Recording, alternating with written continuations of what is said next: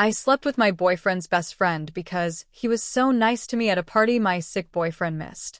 The next morning, he video called him and said, "Remember when you asked me to test your girlfriend's loyalty? Guess what? I got her." Before we go on, make sure to subscribe to the channel and let us know in the comments which city you're watching from. I've been with Sandy for exactly 2 years and 3 months. And if I've learned anything in this time, it's that love isn't a feeling that's given away, but a status that's earned by passing tests of endurance. I'm not one of those basic women who settle for a bouquet of flowers or a romantic dinner. I demand devotion, and devotion is measured under pressure. For me, a relationship is like a high exclusivity contract where the other person must be willing to sacrifice their comfort, their sleep, and even their own health to prove that I'm their absolute priority. If Sandy isn't capable of jumping through a hoop of fire when I ask him to, then he's simply not up to the pedestal I've placed him on.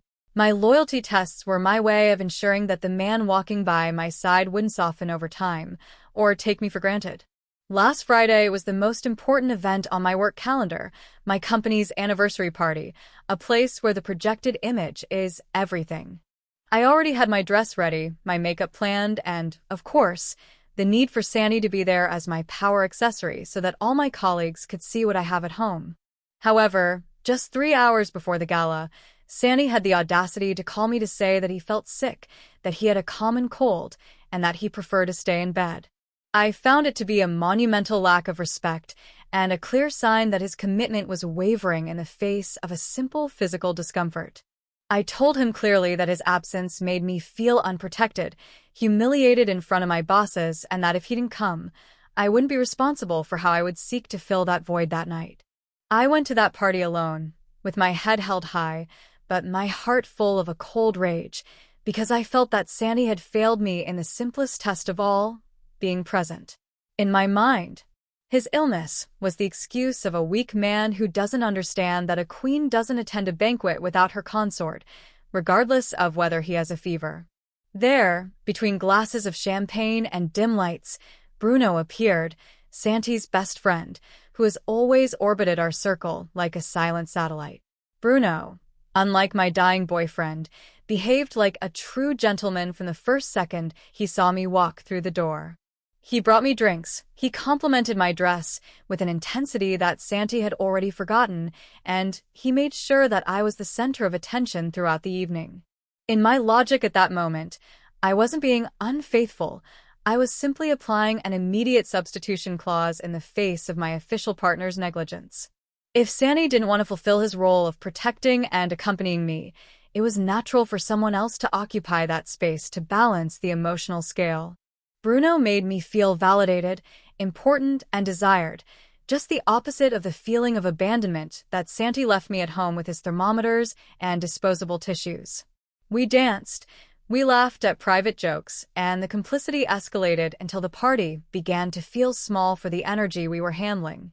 We ended up at his apartment because, honestly, I needed to feel that someone was willing to give it their all for me on that gala night. Sleeping with Bruno was in my head an act of poetic justice, a way of telling the universe that if Sandy neglected me, the attention market was still wide open for me. I felt powerful, as if I had won a silent battle against my boyfriend's apathy, and I fell asleep with the satisfaction of someone who has put things in their place. However, the awakening was a nightmare that not even in my worst delusions of control could I have ever anticipated. I was awakened by a constant murmur and the bluish glow of a cell phone screen that was positioned right in front of my eyes, breaking the darkness of dawn. Bruno was sitting on the edge of the bed, holding the phone with a coldness that sent a shiver down my entire spine. He had an active video call, and his voice, loaded with a triumphant mockery that I had never known in him, cut through the silence of the room like a razor.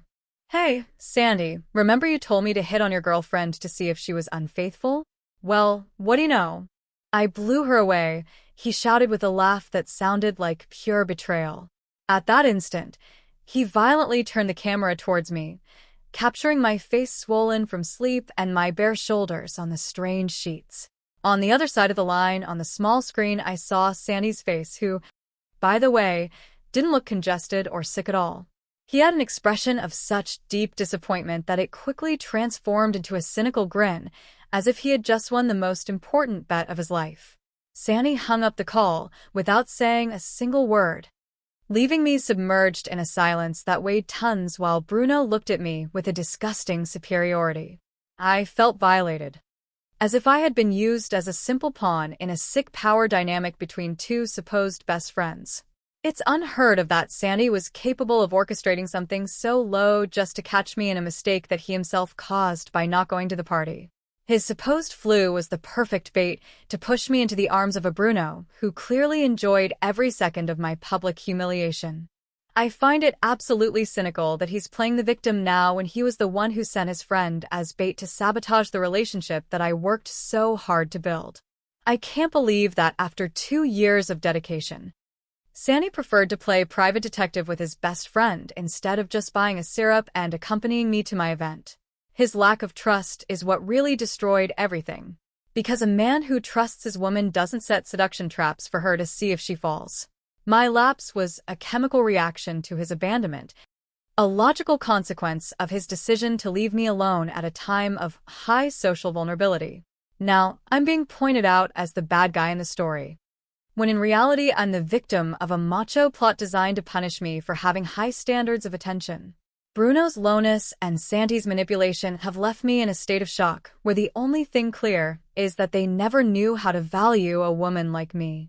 Main story comments. Anonymous User 1 says, "It's amazing how Sandy's flu was miraculously cured at the exact moment of the video call. It seems that gossip and betrayal are better than any antibiotic to get a sick person out of bed." OP's response. Sandy is a psychopath who pretended to be sick just to set this ridiculous trap for me, and so he wouldn't have to go to my party. A real man takes care of his girlfriend. He doesn't hire a supporting actor to seduce her while he laughs. Anonymous User I says, "The fault isn't the traps, it's that you got with a friend the first time your boyfriend couldn't take you to a party. It doesn't matter how many tests you set, the one you failed today was the one of basic decency." OP's response. Commitment is a contract of mutual attention that he broke first by leaving me alone for some imaginary snot.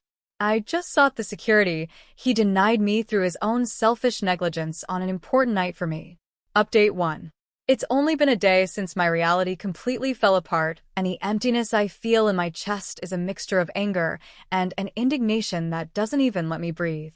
It's not regret that I feel, let that be clear, but a blind fury for the disgusting violation of my privacy and my personal image. I've tried to call Sandy more than 50 times to let him explain that my slip-up was a direct response to his own indifference. But the coward has me blocked everywhere. What hurts me the most is that Bruno, that guy who pretended to be my confidant that night, wasn't satisfied with the humiliating video call at dawn. I found out from an acquaintance that the miserable guy sent a screenshot of the moment I woke up to the WhatsApp group we share with all our friends. My best friend was the only one who had the decency to answer my phone today, and what she told me made me want to disappear from the face of the earth. She says the atmosphere in the group is absolutely toxic, with all the men congratulating Bruno for saving Sandy from a woman like me. They're treating me like I'm social refuse, conveniently ignoring that I was the victim of a setup orchestrated by two sick minds who had nothing better to do. What kind of world do we live in where a guy can record a woman without her clothes and without her permission for a prank and be treated like a national hero? It's a lack of respect for my female integrity to be told that I was to blame for falling into a web they wove months in advance. I've decided that I'm not going to sit around crying while they destroy the reputation it took me years to build in this circle. If Sandy wants to play extreme loyalty tests, now he's going to find out what happens when you mess with someone who has dignity and resources. I went to his mother's house this afternoon with the excuse that I needed to pick up some important documents I left in his room weeks ago. I knew he'd be there hiding, seeking comfort from his mommy after his great strategic victory over my life. But the lady, who has always looked down on me, didn't even have the decency to open the door for me to talk like civilized people. Instead, the very rude woman leaned out of the second-floor window and started yelling at me to get off her property before she called the police for harassment. She yelled horrible things at me, calling me a slut, and other low blows that only show the kind of education she gave her son. The public humiliation is escalating to levels I can't control, and I feel like my whole social world is cracking because of an immature plan by two spiteful guys. It's incredible how an entire family can turn against you when you're the one who has been deceived into making a mistake under emotional duress.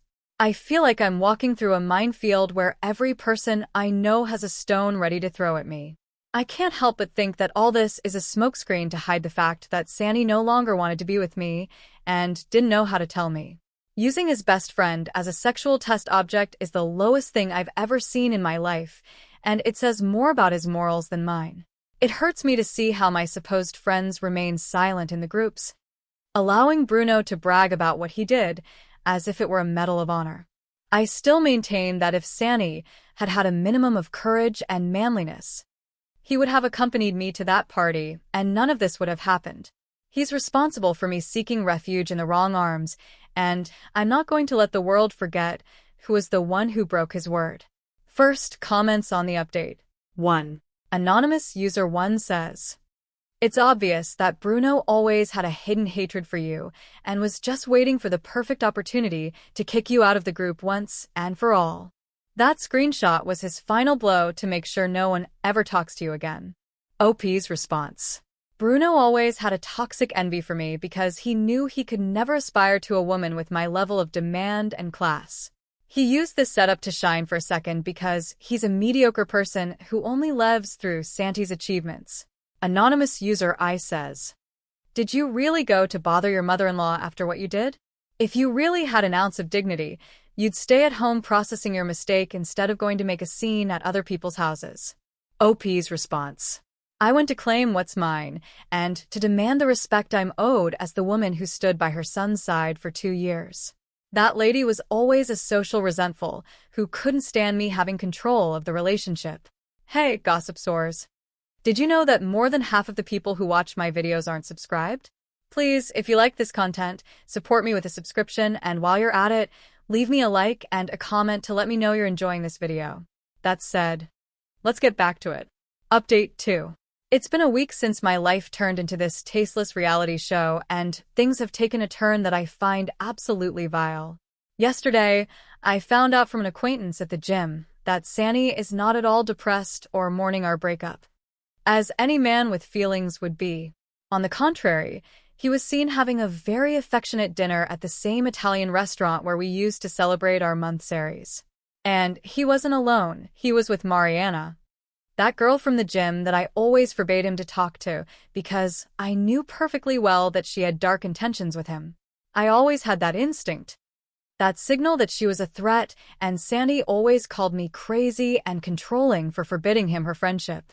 Now, everything fits together in such a disgusting way that it's hard for me to process how much social engineering was behind my supposed infidelity.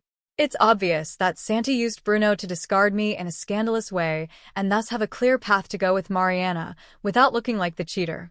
My nocturnal mistake was simply the legal and social excuse he needed to execute his replacement plan, which he surely had been cooking up for months. I feel so used as if I were a chess piece on a board where he and his little friend had already decided my defeat before we even started. It's incredible that a man is capable of sacrificing 2 years of supposed devotion just so he doesn't feel guilty about changing models. What makes my blood boil is realizing that while I was putting him through tests of love to strengthen our bond, he was setting a trap to destroy it. I always sought to secure our future, demanding that he prove his worth. And it turns out that he was using that same system to find my breaking point.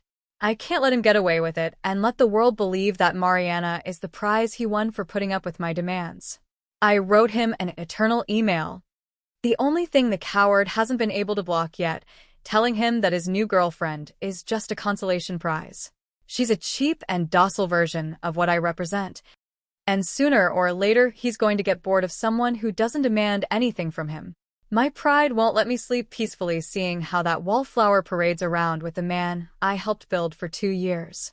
If Sandy had an ounce of manly courage, he would have confronted me face to face and told me he wanted to break up instead of using Bruno as emotional bait. I'm convinced that Mariana was involved in the video call plan, laughing at me while I fell into the web they wove. It makes me so angry to think that my emotional security system was what he used against me to justify his prior betrayal with that girl. Because for me it's a fact. They were already together in some way, and they just needed my scandal to make it official to the world. I've decided that tomorrow I'm going to show up at the gym at the time they usually go to their weightlifting class, just so they see me. I want Sandy to feel the pressure of my gaze, to understand that he hasn't destroyed me. Even though inside I feel like my social image is in ruins, I need that girl to see that I'm not afraid of her and that I know perfectly well the secondhand role she's playing in this story. My dignity is worth much more than any hallway gossip, and I'm not going to let them erase me from the narrative as if I were a mistake from the past. If he thinks he can replace me with a docile gym girl without me fighting for my truth, he's very mistaken. Comments on Update 2. Anonymous User 1 says, your theory that he planned for you to sleep with his best friend just so he could go with another girl is the highest level of mental gymnastics I've ever seen. Except that you got caught, and he simply decided not to waste his time with someone who doesn't respect him. OP's response. Mediocre men always look for someone like Mariana who doesn't ask them for anything because they can't handle the level of a woman who knows her worth. Sandy is a manipulator who set the stage, so he wouldn't look like the bad guy in the movie. Anonymous User 2 says, it seems Mariana passed the test that you failed miserably, the one of having a minimum of loyalty and respect. Maybe that's why Sandy looks so happy. He's finally with someone who doesn't live auditing him as if he were a prisoner. OP's response. Mariana has no standards or dignity. That's why she accepts the leftovers of a relationship that I myself decided to put to the test. She's just a patch for the wounded ego of a man who couldn't live up to my expectations. Update 3. It's been a month since my last update, and today I finally received the coup de grace that finished destroying any trace of the reality I thought I knew. I went to the gym as planned, armed with my best sports outfit and a steel-like attitude to confront that pair of traitors to their faces. I wanted Mariana to feel the weight of my presence and for Sandy to see that I hadn't sunk, but the reception had a macabre surprise in store for me. There was Bruno, waiting for me with that self-satisfied smirk that turns my stomach every time I remember it. He blocked my way before I could enter the machine area and took out his cell phone with a calmness that made me feel like the floor was disappearing from under my feet. He didn't show me the video call that everyone already knew about, but a recording from a security camera in the building where he lives, from the night of the party. In the video, with a clarity that made me want to vomit. You can see the hallway of Bruno's floor, and you can see us arriving after the gala. What I saw on that screen left me frozen. It's me who hugs him with a desperate urgency in the hallway, almost pushing him against the wall.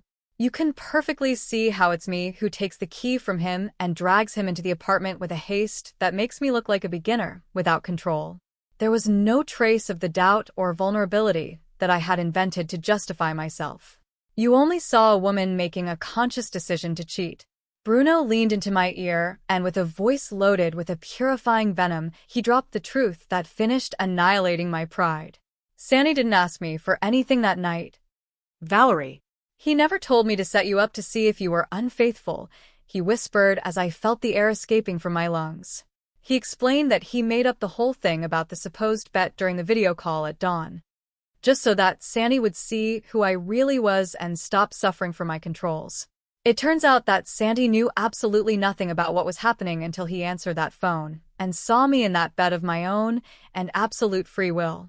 The whole video call plan was a maneuver by Bruno to rescue his friend from what he called my emotional dictatorship. I stood there paralyzed under the reception lights, feeling like the world was mocking my stupidity to my own face while the gym members passed by us.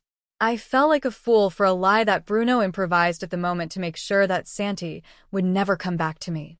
And the saddest thing is that I gave him all the tools. Sandy never set me up. He was simply a horrified spectator who saw live how his girlfriend betrayed him with his best friend for a party tantrum. While I was trying to process that my narrative of being the victim of a plot was an absolute lie, I saw Mariana come out of the locker rooms, looking radiant and calm. Sandy was waiting for her near the exit, and he approached her with a naturalness that hurt me more than 1,000 insults. He looked at me for a brief moment, but I didn't see in his eyes the anger or hatred that I expected, and that at least would have given me some importance in his life. In his eyes, I only saw a deep pity, a cold compassion that made me feel small, miserable, and completely replaceable. He completely ignored me after that second of eye contact, as if I were an inanimate object that no longer deserved even a thought. I saw him take Mariana by the waist, exactly the same way he used to do with me, and they walked out into the street together, without looking back even once. I was left there alone with Bruno's video still playing on a loop in my head, realizing that I myself was the one who destroyed everything I had. Comments on Update 3. Anonymous User 1 says, "The exact same thing happened to me with an ex who used to put me through tests for everything. A friend saved me in the same way, by showing me who she was when I wasn't looking. Sometimes friends have to get their hands dirty to get you out of a toxic relationship." OP's response: "That's not saving anyone. It's a disgusting macho complicity where men protect each other to validate their lack of commitment. Nobody understands that my tests were out of a legitimate need for emotional security that he never knew how to give me."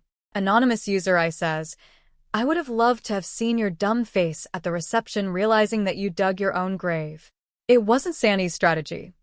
It was your own overblown ego that put you in that bed." OP's response: "Bruno is a professional manipulator who took advantage of a tense moment to destroy 2 years of real love. Sandy is a weakling for believing a guy who is clearly obsessed with controlling his life and his relationships." Update 4. It's been 3 months since that devastating day at the gym reception, and my current reality is something I still have a hard time accepting when I wake up every morning. I've had to change gyms, coffee shops, and I've even stopped frequenting the places where I used to be the queen of the group because the disgrace was total and devastating. The story of the woman who slept with a friend for a whim spread throughout our social circle like a plague, and no one has the slightest interest in hearing my side of the story. Sandy and Mariana posted pictures of their anniversary trip to the beach yesterday.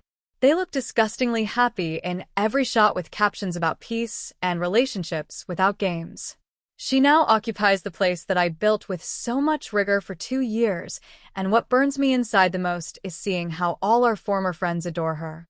People say that she's simple and that she doesn't complicate things, as if being a person without standards or character were a virtue worthy of worldwide admiration. My replacement has been total and humiliating. I've been erased from his life, as if I were a system error that has already been corrected with a more docile update. I'm left with this bitter taste of knowing that my own emotional security system, that way of measuring love through challenges, was what gave Bruno the weapons to annihilate me. My pride still bleeds every time I remember that look of pity from Sandy, because I know he doesn't even hate me anymore. He lost absolutely nothing in this process. He simply replaced me with a version of a woman who doesn't demand anything from him and who makes him feel comfortable in his mediocrity. Meanwhile, I was left with the label of the traitor, carrying the weight of a scandal that was fueled by the bad faith of a third party that I thought I controlled. Sometimes I catch myself thinking that if he had simply gone to that anniversary party, we would still be together today, and I wouldn't be the social pariah that I am now. I still firmly believe that he was initially to blame for not fulfilling his part of the emotional deal of always being there for me, no matter the circumstances. But the world doesn't care about causality or my deep needs. They only care about the morbid pleasure of seeing someone who always demanded the best fall. I'm trying to rebuild an image that no one buys anymore, feeling that every step I take is stained by the memory of that video call and that security video. It hurts to recognize in the privacy of my solitude that my own intelligence and my need for control were my worst enemies in this chess game. I feel alone in a city that seems to have turned its back on me for a mistake that, in my internal logic, is still a consequence of Sandy's lack of attention. In the end, what torments me the most at night is the irony that the woman who demanded so much absolute loyalty, was the one who failed her own test publicly. I'm left with my wounded pride and the bitter lesson that sometimes putting what you love to the test is the fastest way to ensure you're going to lose it.